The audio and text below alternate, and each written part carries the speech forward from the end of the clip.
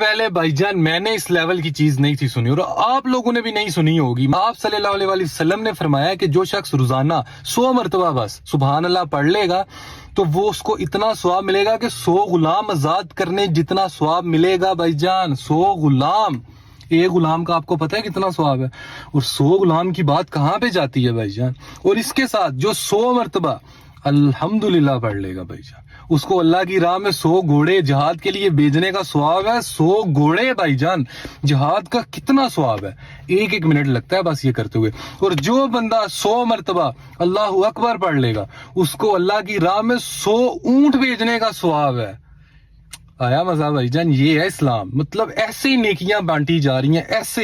یار آپ پتہ نہیں اس بات کی ڈیپتھ کو سمجھ رہے ہو کہ نہیں سمجھ رہے، لیکن میں بھائی جان خوب سمجھ رہا ہوں۔ 100 گھوڑے، 100 اونٹ، 100 غلام آزاد کرنے کا ثواب صرف 1-2 منٹ میں بھائی جان، 1-2 منٹ میں۔